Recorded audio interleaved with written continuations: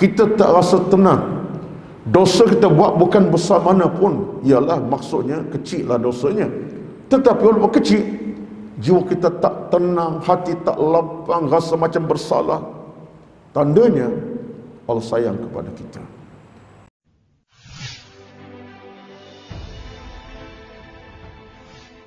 Assalamualaikum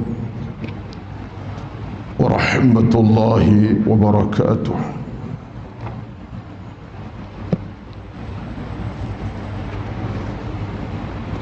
إن الحمد لله نحمده ونستعينه ونستهديه ونستغفره ونعوذ بالله من شرور أنفسنا ومن سيئات أعمالنا من يهده الله فلا مضل له ومن يضلل فلا هادي له أشهد أن لا إله إلا الله وحده لا شريك له وأشهد أن محمدا عبده ورسوله ربنا عليك توكلنا وإليك أنبنا وإليك المصير ربنا افتح بيننا وبين قومنا بالحق وأنت خير الفاتحين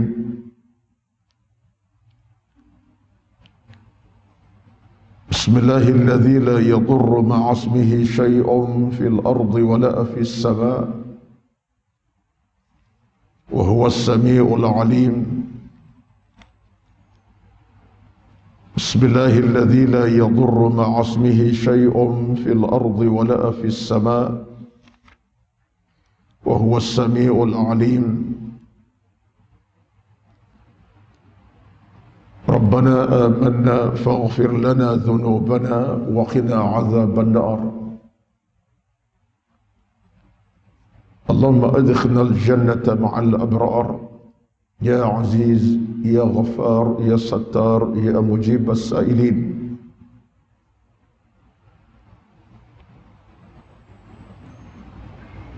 اللهم أعنا على ذكرك وشكرك وحسن عبادتك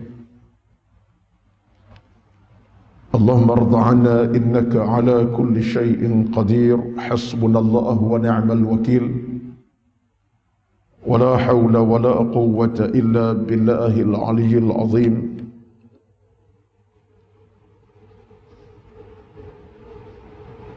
اللهم رب اشرح لي صدري ويسر لي أمري واحلل عقدة من لساني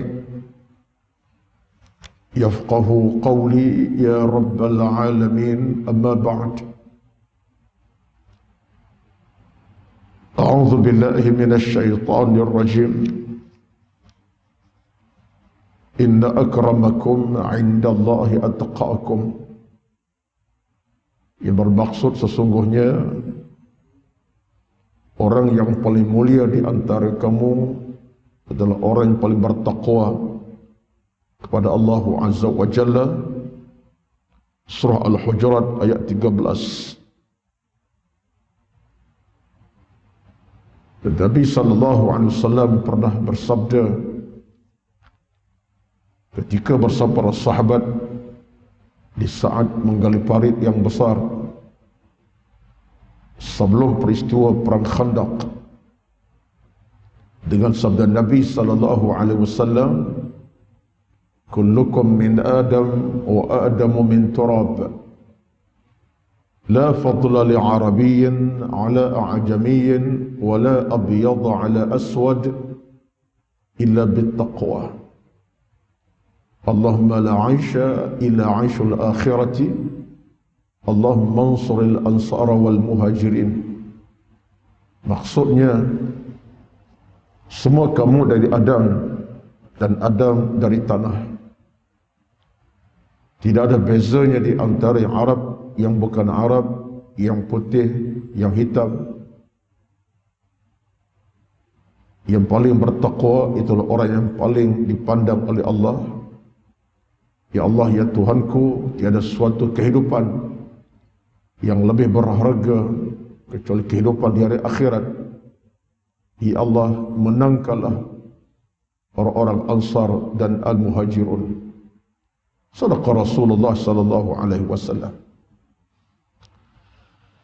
Yang berbahagia dan hormati Al-Fadhil Tuan Nazir Masjid Darul Ihsan Subang Jaya dan seluruh jawatan kuasa pengurusan masjid, Al-Fadhil Tuan Imam kita pada pagi ini Ustaz Imran As-Suha, Fadhil Tuan Bilal, dan yang dihormati seluruh kehadiran para jamaah subuh di pagi Ahad, di pagi minggu yang berkat mudah-mudahan. Alhamdulillah, kita merafak syukur pada Allah Azza wa Jalla di atas kesempatan masa yang amat berkat, kesempatan waktu yang amat berharga pada pagi ini. Kita dapat berhimpun dalam sebuah taman syurga, Riyadul Jannah, yang telah disabdakan Nabi sebagai taman syurga dunia penuh kenikmatan dan kemuliaan, bersama-sama dengan malaikat yang datang menghamparkan sayapnya mereka ke atas orang-orang yang berada dalam suasana sebegini. Innal malaikata la dhadhu ajnihataha li talibil ilmi ridhaan bima yasna'. Dalam hadis Imam Muslim, malaikat dikirimkan oleh Allah untuk hamparkan sayap kepada kita yang berada majlis ilmu sebagai tanda redanya Allah dan kasih malaikat kepada golongan yang sentiasa berada dalam suasana yang sebegini. Dan ini bukan kecil maknanya kepada kita, yang pasti ini suatu rezeki yang kita tidak boleh nak bayangkan betapa besarnya nikmat anugerah Allah Subhanahu wa taala itu. Batulah Al-Imam Ibnu Qayyim Al-Jauziyah dalam kitabnya Zadul Ma'ad ketika menegaskan tentang golongan yang dipilih oleh Allah Azza wa Jalla, dan katanya bahawa tidak semua manusia dipilih dan terpilih, melainkan ada golongan yang Allah beri kepada mereka ruang-ruang untuk mereka mencapai kejayaan, kemenangan. Pilihan di tangan mereka, Allah bagi peluang. Dan kata Ibnu Qayyim, itu golongan yang terpilih. Siapa?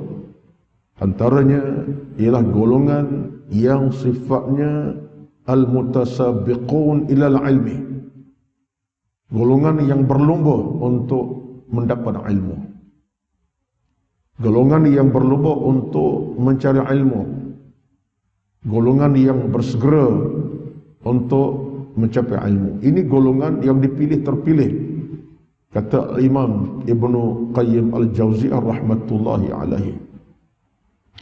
Dan hal inilah merupakan di antara perkara yang kita nak kena pertahankan dalam kehidupan beragama kita. Kerana bila kita dapat mempertahankan kecenderungan, kemahuan, keinginan kita untuk bersama ilmu, ia itu cahaya.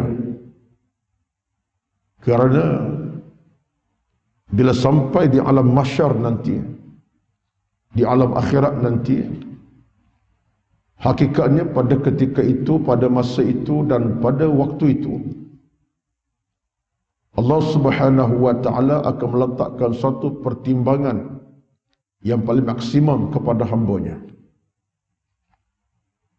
Tak mengira siapakah mereka, putihkah kulitnya, hitamkah kulitnya, kayakah dia, miskinkah dia, ternamakah dia, bernamakah dia masa di alam bumi dahulu.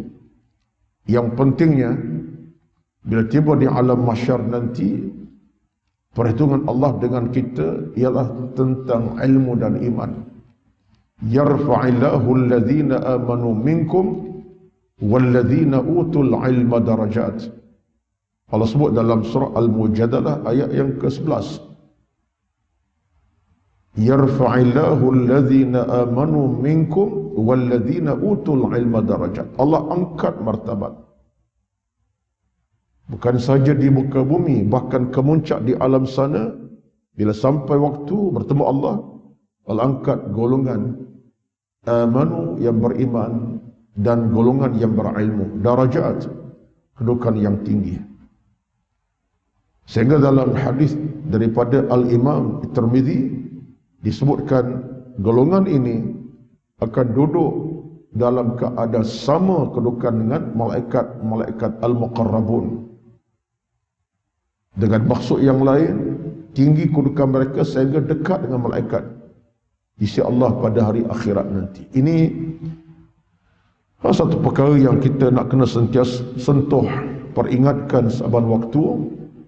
Mudah-mudahan kekuatan hati dan jiwa kita dengan ilmu makin tebal, makin melekat, makin padu, makin jitu, dan hidup kita dalam rahmat redha Allah Azza wa Jalla. Amin ya rabbal alamin. Tuan-tuan dan puan-puan yang dirahmati Allah sekalian, pada pagi ini kembali kita bertemu. Bulan yang lalu kita bertemu sebab semua maklum kita berada dalam satu situasi yang semuanya membimbangkan. Bulan lepas 19 hari bulan Disember, hari yang saya rasa begitu sekali mengejutkan semua pihak, khasnya dan khusus kepada rakan kita yang diuji dengan banjir yang besar di Shah Alam dan kawasan sekitar Selangor ini khasnya. Dan mungkin kalangan kita ada yang terlibat, wallahu alam. Dan pada pagi itu, walaupun saya beri jawapan pada malam untuk hadir, memandangkan situasi yang tak berapa stabil, mungkin disebabkan situasi itulah, maka saya kata terdapat hadirlah pada pagi ini, pada pagi lepas. Alhamdulillah, apapun ceritanya, setelah sebulan berlalu lebih kurang 3 hari cukup sebulan, Allah Subhanahu wa taala telah banyak memberi kita pengajaran untuk kita benar-benar insaf dan sedar atas apapun situasi. Kerana sekurang-kurangnya dalam tempoh itulah semua kita berfikir tentang soal bencana, tentang musibah yang telah berlaku secara mengejut. Dalam keadaan ada orang tak diuji banjir, kena banjir. Ada orang yang dah hidup 40 tahun satu lokasi, tak pernah air naik rumah, naik sampai ke paras pinggang. Jadi semua itu mengajar kita banyak perkara.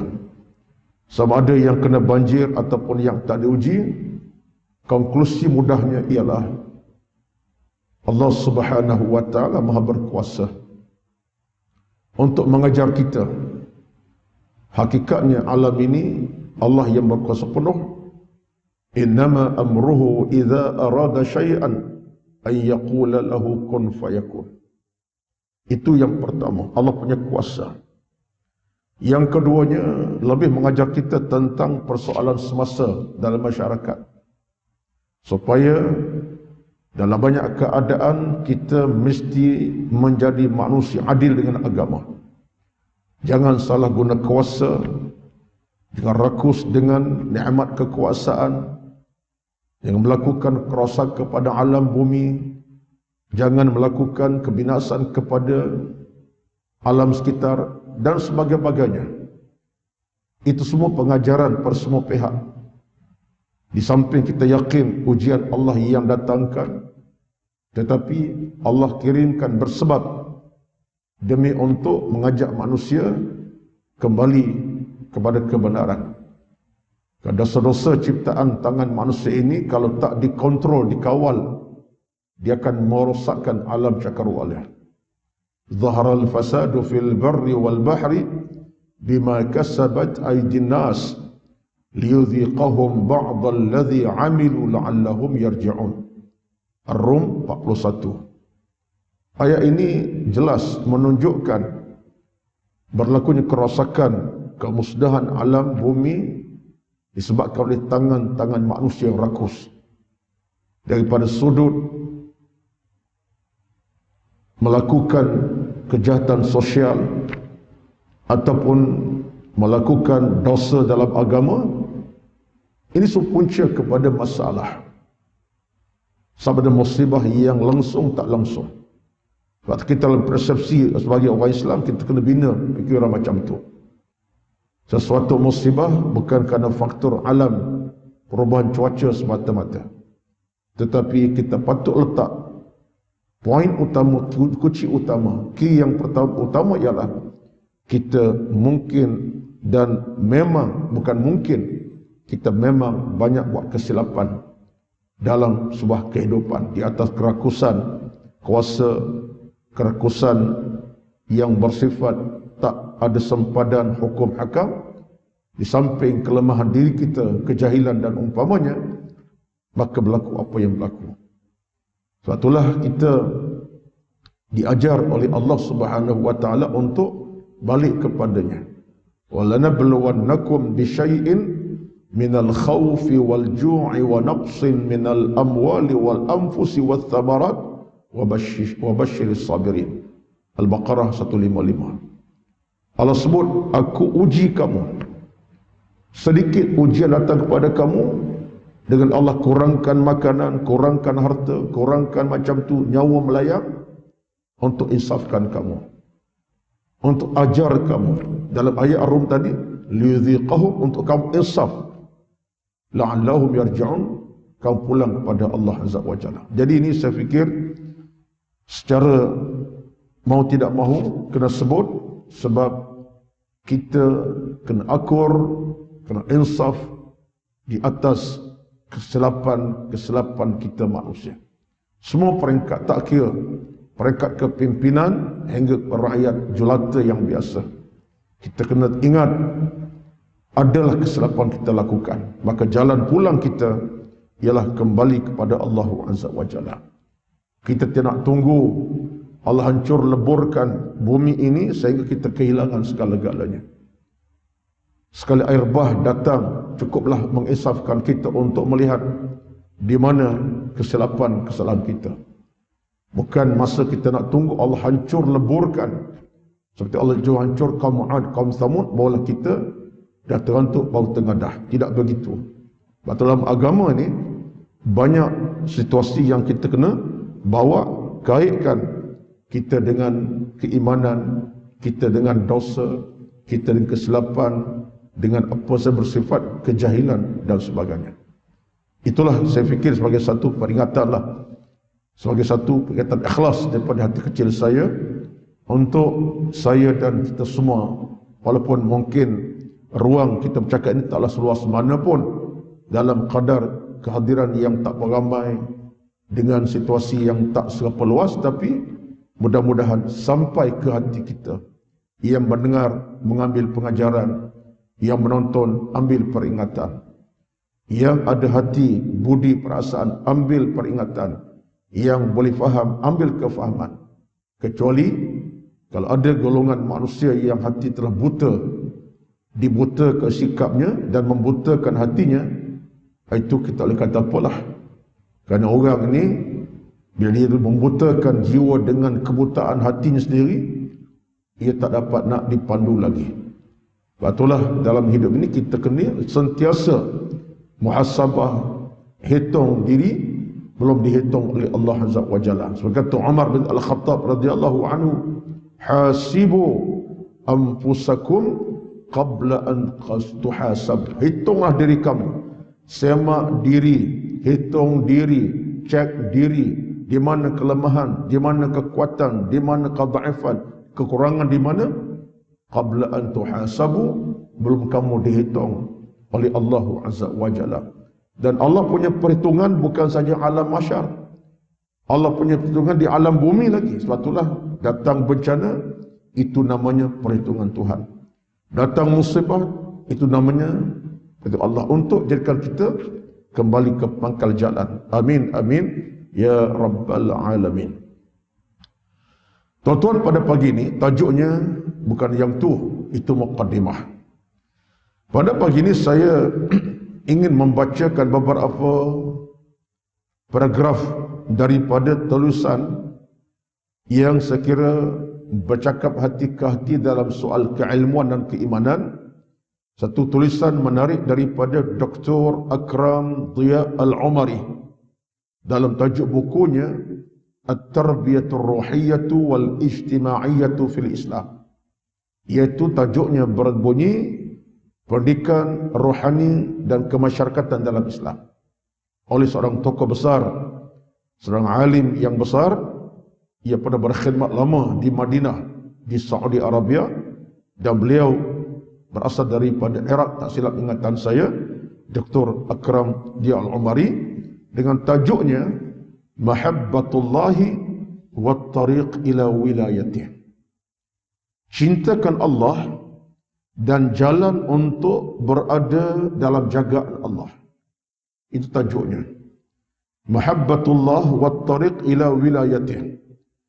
Jalan untuk cintakan Allah dan jalan untuk berada di bawah jagaan Tuhan, di bawah seliaan Allah Azza wa Jalla. Baik, saya akan baca beri terjemahan dan kupasan ringkas. Pagi ini tak panjang, saya akan ambil beberapa poin penting, bagi kupasan ringkas berdasar pada apa yang diutara pengarang kitab ini. Sebab saya sambil membaca, menelaah kitab beliau, terasa melekat di hati jantung saya. Dah kalau saya boleh baca, rasa melekat di hati jantung saya kira amat penting berkongsi dengan rakan sekuliah, rakan yang hadir pada pagi ini untuk sama-sama kita mendapat keberkatan sebalik bacaan yang saya baca dan bicara penulis. Allah merahmatinya. Amin ya rabbal alamin. Baik. Apa di antara ucapan dalam tulisannya? Innal mu'mina salihah yuhibbuhu Allah Ta'ala wa yuhabbibuhu linnas. Orang-orang mukmin yang saleh pasti akan Allah cintai dan orang ramai mencintainya. Cerita beliau ini semacam simple je. Tapi tuan-tuan, seorang penulis yang hebat, seorang alim yang banyak jasa dan bakti. Bila dia menulis dengan hati, dengan ilmu, dengan jiwa, keimanan. Catatan-catatan ini ada maksud yang tersirat. Sebab apa yang tersurat? Lalu kata beliau, seorang mukmin yang saleh, Allah sayang kepadanya dan dia akan disayangi oleh manusia ramai. Itu satu kenyataan. Bukti ada tak? Ada bukti. Di mana bukti? Al-Quran bagi tahu. Dari mana ceritanya? Surah Maryam 96. Apa kata Allah Azza wa Jalla? Innal ladzina amanu wa 'amilus salihati sayaj'alu lahumur rahmanu wudda. Allah sebut secara terang nyata, orang-orang yang beriman, yang beramal saleh, Allah akan berikan bagi mereka cinta kasih menebal. Siapa yang cinta sayangnya? Ar-Rahman, Tuhan. Dan orang ramai akan sayang. Wuddan dengan makna orang ramai pun sayang. Ini berada dalam surah Maryam ayat 96. Nabi SAW pernah satu ketika datang seorang fakir Madinah. Saya lupa namanya sekarang ini. Duk ingat-ingat tapi sekarang dah lupa. Sebab namanya pun agak susah nak disebut. Kalau nama biasa, mudah ingat. Kalau nama agak pelik, susah nak sebut. Tapi ingat lupa. Kalau saya ingat sebut, ucap saya sebut balik. Datang seorang fakir Madinah daripada kalangan Muhajirin. Kalangan Ansar Madinah. Itu orang Madinah lah. Dia orang fakir. Arti daripada sudut harta benda, dia lah orang miskin. Dan dia rasa tertekan dengan kemiskinannya. Orang lain boleh menyumbang, memberi derma sedekah besar, dia tak boleh nak beri, so miskin. Bahkan orang tolong dia. Jumpa Nabi SAW, lalu bercakap dengan Nabi dengan suatu perasaan yang nampak dia rasa tertekan dan rasa hibah.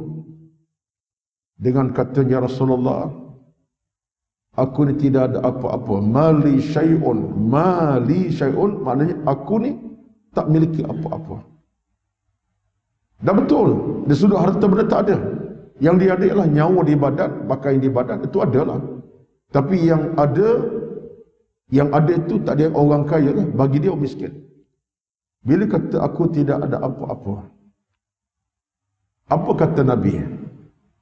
Kalau engkau tak ada apa-apa, aku tak ada apa-apa juga. Tetapi hakikatnya engkau ada sesuatu, aku ada sesuatu. Cara Nabi nak didik sahabat tadi supaya tidak kecewa dan tak kecewa, tak rasa kecewa, tak terkecewa, dikecewakan. Nabi kata aku tak ada apa-apa juga. Sahabat tadi tengok, ya Rasulullah, engkau tak ada apa-apa, engkau Rasul kami, utusan Allah, engkau kami sanjung, kami sayang, engkau ni Allah. Dia angkat Nabi, betul lah tu. Tapi Nabi kata aku tak ada apa-apa juga. Lalu kata Nabi, sebenarnya engkau ada sesuatu, aku ada sesuatu. Tengok. Lalu sahabat tadi dia faham dalam bicara Nabi itu sesuatu itu marah harta. Sebab dia fokus harta. Memang tak ada harta. Tapi Nabi kata, engkau sesuatu, aku sesuatu. Engkau ada iman, aku ada iman. Tengok. Dalam bahasa mudahnya, engkau orang mukmin, aku orang mukmin. Kita orang beriman, Allah sayang kepada kita. Nabi bercakap dalam nada orang kampung, jadi cara Nabi, cara itulah. Turun ke level supaya dia boleh fikir segera. Engkau ada iman, aku ada iman. Kita orang beriman, Allah sayang kepada kita. Aku sayang kepada engkau, engkau sayang. Tengok tuan-tuan. Jawapan Nabi tepat, jelas dan clear. Maksudnya, kerana iman, semuanya selesai. Soal harta banyak ke sikit, kaya miskin, itu yang kedua. Tapi iman ada. Kamu iman, aku beriman, aku beriman. Kamu mukmin, aku mukmin. Allah sayang kepada kita, aku sayang kepada kamu, kau sayang kepada aku. Lalu itulah sebabnya dibawa cerita oleh Dr. Akram Dia Al-Umari, itulah natijah bagi seorang yang beriman. Orang beriman tak pernah kecewa. Yang duk kecewa dan orang tak beriman. Yang susah hati kadang-kadang melampau batas. Yang tertekan sampai melampau, orang tak beriman. Orang beriman tuan-tuan, walaupun dalam kesempitan tetap ada keluasan. Ada kepayahan, ada jalan pulang sebab ada iman. Walaupun dia kesempitan dalam urusan dunia sempit, tapi kerana ada iman, lain. Sebab iman menggerakkan jiwanya, iman menggerakkan hatinya. Bahkan orang beriman Allah tak pernah tolak ke tepi. Bahkan tersebut, sayaj'alu lahumur rahmanu wadda. Allah jadikan orang ini orang yang disayangi, dicintai oleh Allah Azza wa Jalla. Kita nak kena sampai tahap tu, kena lekat dalam diri kita. Titik itulah tuan-tuan, titik yang benar-benar menjadikan kita kuat dan tenang, bahagia sebab iman. Allah sayang kerana iman. Tak mungkin orang benci kerana iman. Kalau orang benci kepada orang beriman, bukan masalah beriman, masalah dia. Tapi orang beriman, Allah pasti sayang. Orang mukmin pun sayang. Moral ni bagi saya lah, saya rasa kalau ikut pada pemikiran saya, sebenarnya kita dalam hidup beragama ini, kita boleh rasa rapat, dekat sama kita kerana faktor iman. Bukan benda semata benda. Kalau kita rapat dekat sekitar faktor benda, setakat mana bertahan. Kalau kita rapat dekat sama kita kerana faktor benda dan harta pangkat, setakat tu lah. Dia ada time, period dia. Kalau orang tu berharta, kita sayang kerana harta dia, dia pangkat sayang, setakat tu. Masih hilang harta, siapa nak rapat dengan dia? Kita tak rapat dah. Aku berkawan dengan dia sampai puluh tahun kerana dia ada harta. Sekarang dah nampak bapa dah, miskin dah, pangkat tak ada. Kita tak akan rapat dah. Kita berkawan dengan orang tu kerana pangkatnya. Dia ada pangkat tinggi, kita berkawan sampai belas tahun. Dah pencen, pangkat tak ada. Berjalan pun orang tak tegur dah. Kita pun tak pernah rapat dah. Siapa? Kita punya sayang kita kerana harta pangkat. Tapi kerana iman, dia berbeza. Sayang kerana iman, dia tak kira musim, letih, penat, pangkat tak ada, dah pencen, dia lain. Sebab jiwa kita jiwa di kat iman. Itu tuan-tuan kenyataan. Sebab itulah kita boleh beza dalam hidup beragama. Siapa kawan kita yang kita betul-betul sayang dan siapa kawan kita yang kita kadang-kadang keruh hubungannya satu masa tertentu. Itu sebabnya kata pengarang kitab kita ini, orang mukmin yang soleh, Allah sayang kepadanya, dia disayang oleh manusia ramai. Adapun orang munafik, ammal kafiru wal munafiqu wa sahibul ma'asi al-kathira fa inna Allah yubghidhuhu wa yubghidhuhu lin-nasi. Adapun orang yang kufur, orang munafik yang banyak buat maksiat, Allah benci kepadanya. Orang ramai benci kepadanya. Orang benci, Allah lagi benci. Allah benci, orang lagi benci. Bila orang tu keadaan dosanya tak pernah padam, maksiat tak pernah padam, tak pernah terhenti, kufur sifatnya, munafik akhlaknya, contohnya, kadang kita kata Allah benci, orang ramai benci. Itu normal bagi sebuah kehidupan. Orang tak akan rasa nak redha dengan seorang yang berakhlak buruk. Kerana Allah benci, apalagi manusia pun turut benci. Beliau kemuka satu hadis kepada kita. Tadi ayat Quran, Maryam 96. Kemuka satu hadis daripada Imam Muslim, hadis sahih. Disebutkan satu hadis daripada Nabi SAW. Lalu kata Nabi SAW, Inna Allah idha ahabba abdan da'a Jibril. Bila Allah sayangkan hambanya, ini hadis tuan-tuan kita kena tengok dengan penuh kecermatan. Hadis-hadis begitu penting. Kata Nabi dalam hadis yang sahih Muslim, Allah Subhanahu wa taala bila sayangkan seorang hamba, dia akan panggil Jibril. Allah panggil malaikat Jibril. Hadis kata nama malaikat Jibril, ya. Tak disebut malaikat yang lain. Lalu kata Allah kepada Jibril, Inni uhibbu fulanan fa uhibbuh. Jibril, aku amat sayang pada hamba-Ku ini dan aku cintainya. Allah sebut kepada Jibril, ini hadis Imam Muslim. Lalu bila Allah sebut kepada Jibril, aku sayang pada hamba-Ku ini, dan aku memang sayang sungguh kepada dia. Sayang bersebablah ni. Sayang kerana iman lah. Kerana iman, kerana amal, kerana kebaikan, Allah sayang. Allah isytiaq kepada Jibril. Lalu ketika itu Jibril akan sebut kepada malaikat di langit. Lalu bila Allah sebut macam tu, kata Nabi, fayuhibbu Jibril. Bila Allah kata sayang, Jibril pun kata aku sayang juga kalau begitu. Sayang pada umat yang beriman. Lalu Jibril pun sebut kepada malaikat yang lain di langit. Summa yunadi fis sama' fayaqul Inna Allah yuhibbu fulanan fa ahibbuh. Wahai malaikat semua, aku dikhabarkan oleh Allah Azza wa Jalla, Allah sayangkan hamba-Nya itu, maka kamu semua kena sayangkan hamba Allah ini. Lalu saat Allah cerita sayang kepada hamba-Nya, malaikat arahkan malaikat semua, Jibril dan semua malaikat sayangkan pada hamba-Nya ini. Allah Akbar tuan-tuan. Saya bila baca hadis ini, saya termenung satu perkara. Kita tak nampak. Dan bila baca hadis macam ni, menunjukkan cinta sayang Allah kepada kita di atas sebab iman dan amal soleh kita tak terbatas. Maksudnya, tak ada batas tertentu.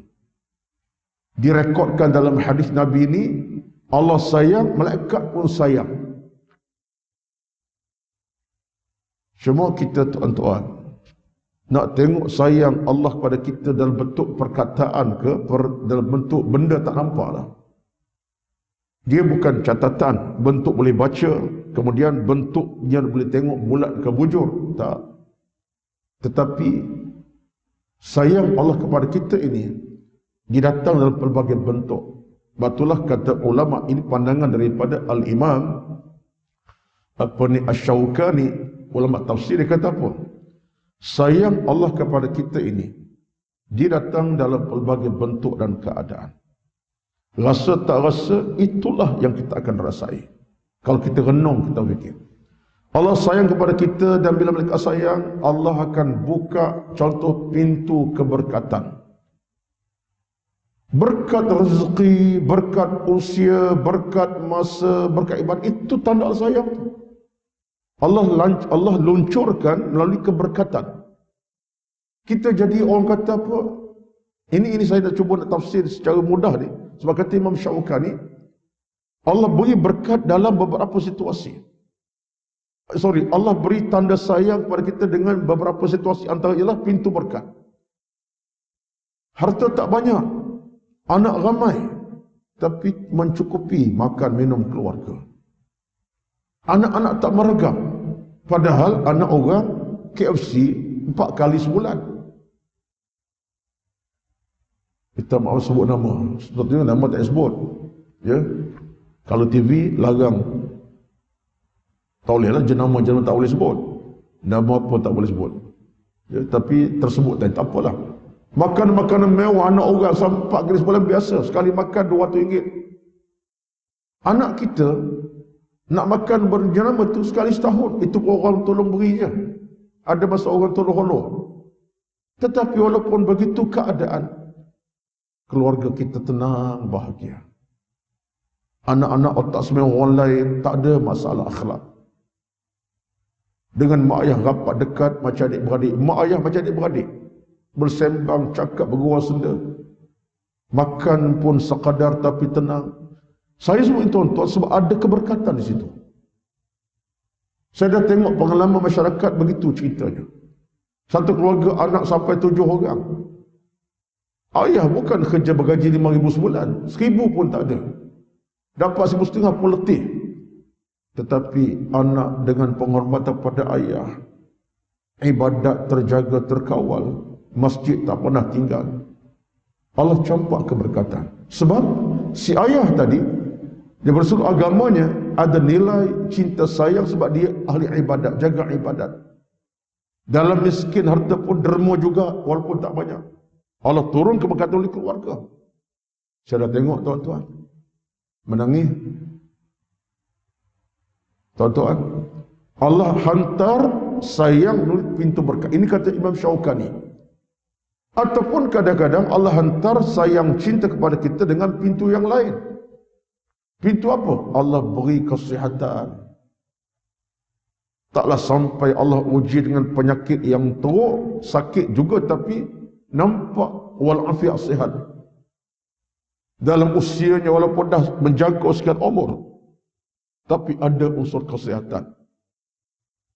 Nikmat sihat dirasai. Ini satu tanda Allah tunjuk cinta sayang kasih melalui kesihatan fizikal. Itu antara benda-benda berlaku kepada kita, kata Imam Asy-Syaukani. Yang ketiganya, dalam sudut yang lain, Allah kirimkan cinta sayang kepada hamba-Nya dengan cara mana? Dia hidup keadaan tak ada musuh. Tak ada orang yang dia nak bermusuh dan orang tak musuh dengan dia. Dengki dendam tak ada, dengki dendam dengan orang tak ada, orang dengan dia pun tak ada dengki dendam. Semua jadi kawan-kawan, serapat hubungan, merapati hubungan ada, tak ada. Itu satu rezeki itu daripada nikmat sayang Allah. Jiwanya tenang lapang sampai musuh tak ada. Dan dia orang tak dengki dendam. Dia tengok orang lebih daripada dia pun tak ada nak dengki dengan orang. Tengok orang lebih pun dia tak rasa nak dendam ke orang. Jiwanya luhur, tulus. Itu kata Imam Asy-Syaukani, cara Allah turunkan sayang dengan cara begitu. Dengan berkatnya, sihatnya termasuklah. Dan suatu tenang. Termasuk kata Imam Asy-Syaukani, rahmatullahi alaih, dalam dia orang ulama tafsir, cara Allah nak turunkan sayang hamba-Nya kepada itu ialah dia dalam keadaan ibadatnya konsisten. Dia bukanlah seorang alim yang hafal Quran sampai 20 juzuk. Orang biasa tapi ibadat konsisten. Dia jaga ibadat, istiqamah dalam beribadat, istiqamah dalam ilmu. Simple orang tapi Masya Allah, jiwanya melekat dengan rumah Allah Azza wa Jalla, melekat dengan ilmu disampaikan. Ini cara Allah turunkan cinta sayang pada hambanya. Ada orang Allah beri sekaligus semua perkara, ada orang Allah beri sesuatu tidak yang lain. Jadi tuan-tuan, kita ni kadang-kadang kita nak tengok nilai cinta sayang Allah, jangan tengok sekaligus. Tengok dalam situasi tertentu. Aku hari ini harta tak banyak tapi jiwa tenang, tandanya Allah sayang. Allah turunkan saya melalui tenang. Aku hari ini harta tak banyak tapi aku menjaga ibadat, boleh bangun awal pagi ke masjid. Itu cara Allah sayang tu. Allah pilih kita dengan cara sayang, dengan kita jaga ibadat. Subhanallah, cantik. Imam Syafi'i cuba perincikan supaya kita nampak dalam konteks hubungan sayang Allah kita ni bukan bentuk benda, tapi bentuk rezeki yang sikit-sikit itu kalau kita renung balik, alhamdulillah, ini semua nikmat kepada Allah kepada kita. Baik. Jadi cerita hadis tadi tak selesai ni. Jadi kata Nabi SAW, malaikat Jibril kata kepada malaikat lain, ahibbuhu, kamu semua kena sayangkan hamba Allah ini. Sebab apa? Allah sayangkannya. Maka kata Nabi, fayuhibbuhu ahlus samai, maka orang beriman tadi yang Allah sayang, semuanya disayang oleh malaikat di langit sana. Semuanya sayang. Nama kita tercatat terpahat, makhluk yang disayang oleh Allah Azza wa Jalla, oleh malaikat-malaikat. Dia ada hadis yang lain sebenarnya, kalau kita nak buka dalam rekod hadis Nabi, hadis lain pun disebut. Sebab itu hadis sebut, wa dzakarahumullahu fi man 'indahu. Nama kita akan dicatat, akan dipanggil nanti oleh Allah di padang mahsyar secara khusus. Baik. Lalu itu cerita orang yang Allah sayang. Nabi sebut lagi. Lalu Nabi kata, wa idza abghadha 'abdan da'a Jibril. Pula da'a. Imam Muslim meriwayatkan hadis, Nabi bersabda, bila mana Allah bencikan hambanya, Allah benci seorang hambanya, malaikat dipanggil oleh Allah. Siapa Jibril panggil?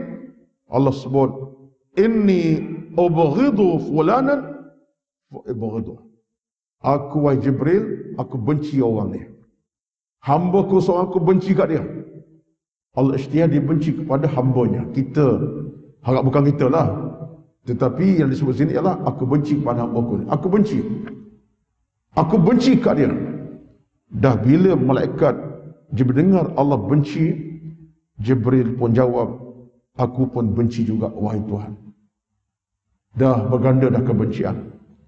Allah benci, Jibril kata aku benci. Lalu malaikat Jibril panggil ahlu sama dengan maksud malaikat-malaikat yang lain.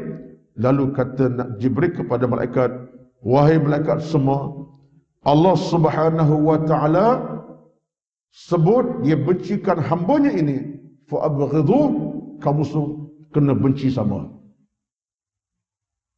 Kena benci juga. Dan Allah benci, malaikat pun benci. Lalu kata Jibril, malaikat-malaikat pun fayubghidunahu, malaikat benci kepada orang ini.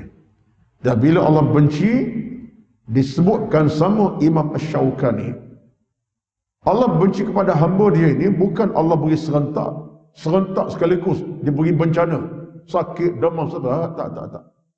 Allah bencikan kita, Allah beri kebencian melalui pelbagai tindakan yang kita boleh rasa bermacam-macam. Hati tak tentera, jiwa tak tentera, hidup tak dalam keadaan tenang, rezeki hilang keberkatan, gaji sebulan boleh tahan tapi entah ke mana pergi duit yang dimiliki, harta berlimpah ruah tapi jiwa tak tenang, banyak musibah datang, nikmat rezeki banyak, Allah kirim bencana melalui keluarga, anak-anak, contohnya.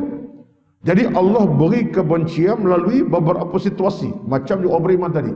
Kata Imam Asy-Syaukani, Allah kirimkan kebencian dalam bentuk yang kamu boleh nampak.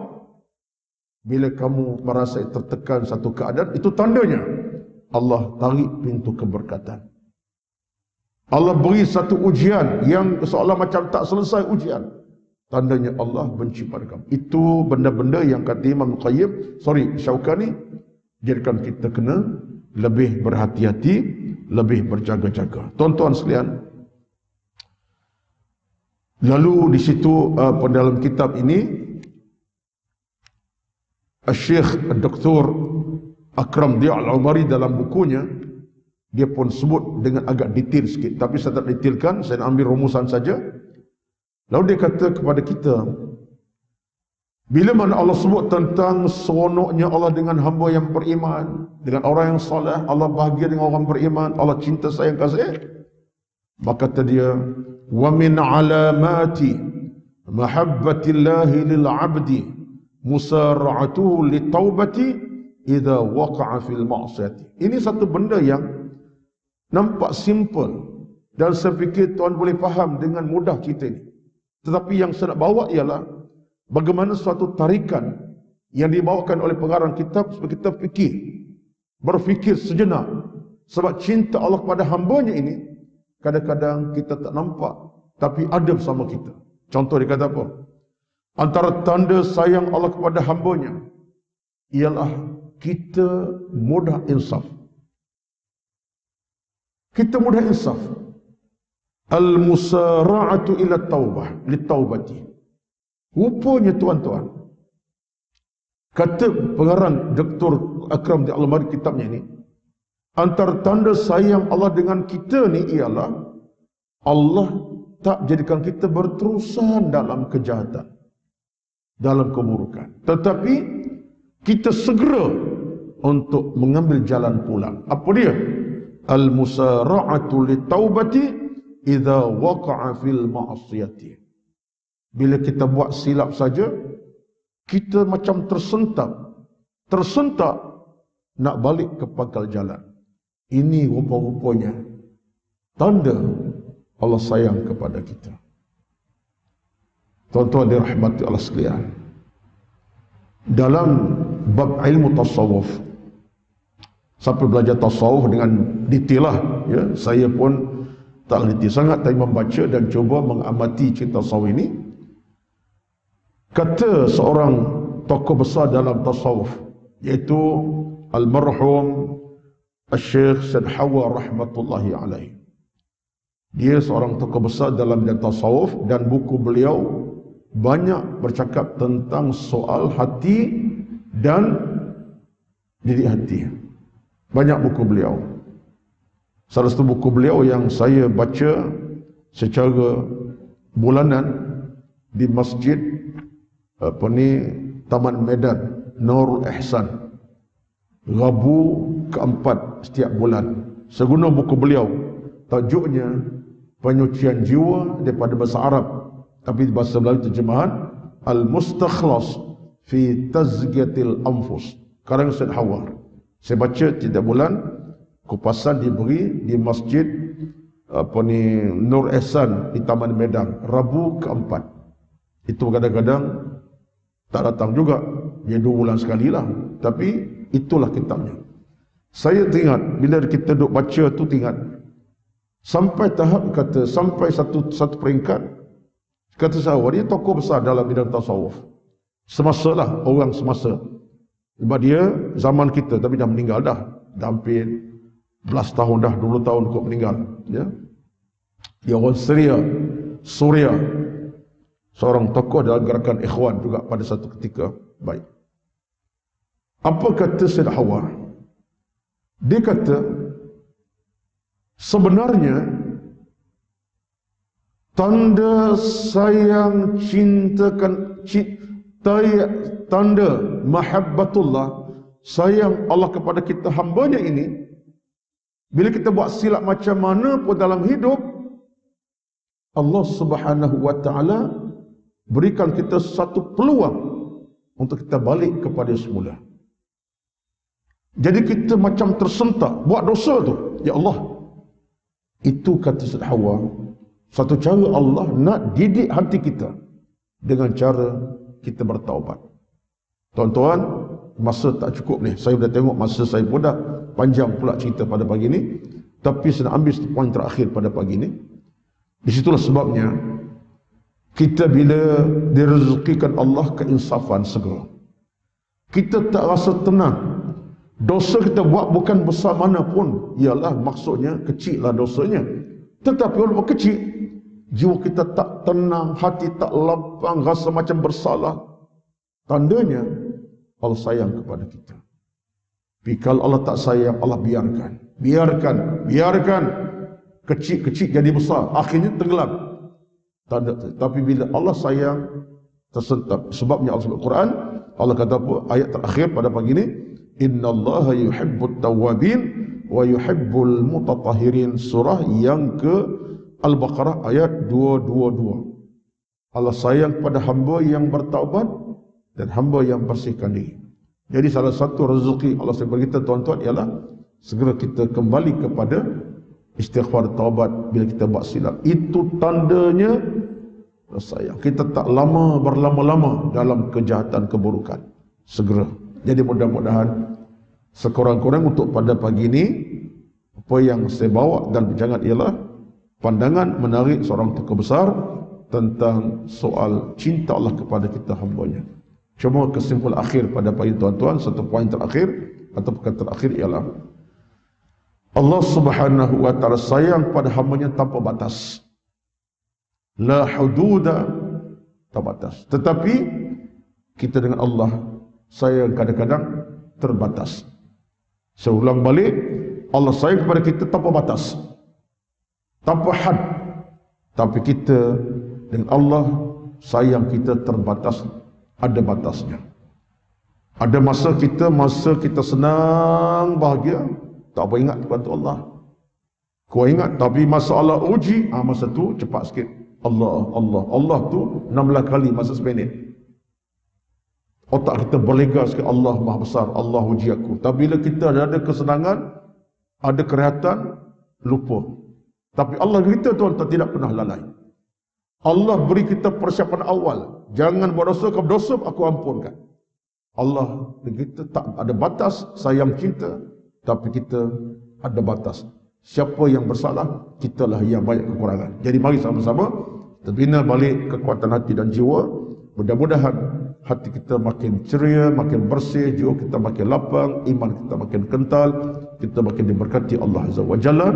Itu sekadar pertemuan pada pagi ini dalam bicara yang sekira hati ke hati di awal pagi yang berkat.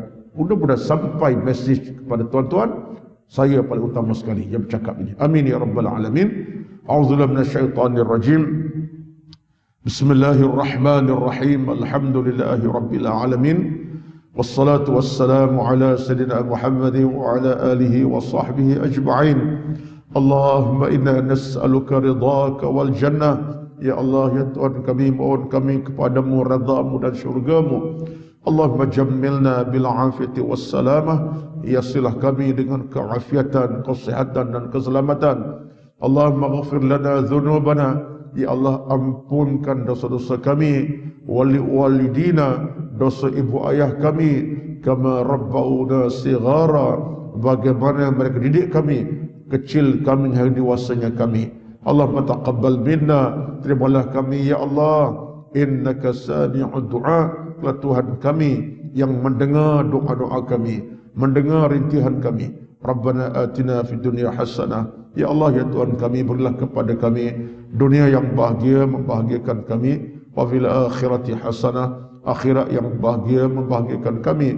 Wa qina azabannar, dan jauhkan kami ya Allah dari bakaran api neraka yang bernyala-nyala, yang menyusahkan kami, mengecewakan kami, membebankan kami. Wassallallahu alaihi Muhammad walhamdulillahi rabbil alamin. Taqabbalallahu minkum, taqabbal ya karim. Wassalamu alaikum warahmatullahi wabarakatuh.